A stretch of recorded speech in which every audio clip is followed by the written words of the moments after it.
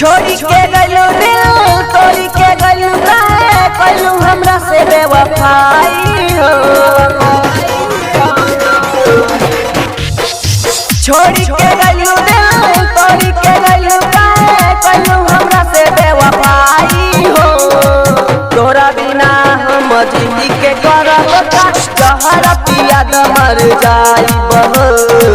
तोरा बिना हम जिंदगी के करब का जहर पिया द मर जाइब। रिकॉर्डिंग बाय रंगोली स्टूडियो में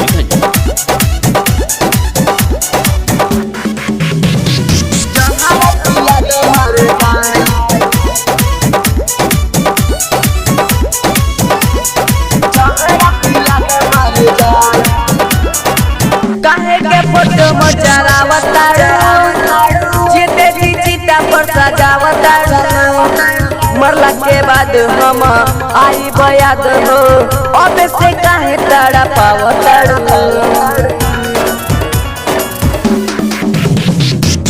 काहे के फोटो मचरावता जीते जी चिता पर सजावता।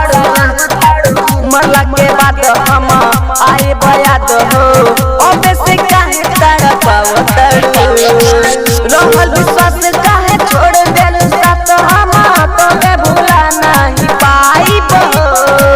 तोरा बिना हम जी के करब का जहर पिया द मर जाइब। तोरा बिना हम जी के करब का जहर पिया द मर जाइब।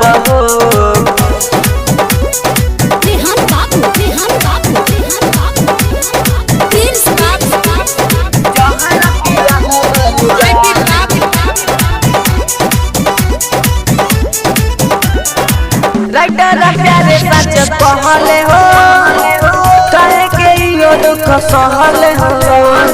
बात ना मननी कुछ ना जाननी नहीं तो खुश पले रहनी हो। राइटर प्यारे सच कहले हो कहे के यो दुख सहले हो। बात ना मननी कुछ ना जाननी नहीं तो बोले खुश रहनी हो।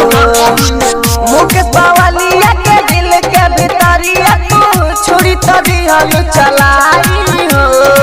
तोहरा बिना हम जी के करब का जहर पिया द मर जाइब।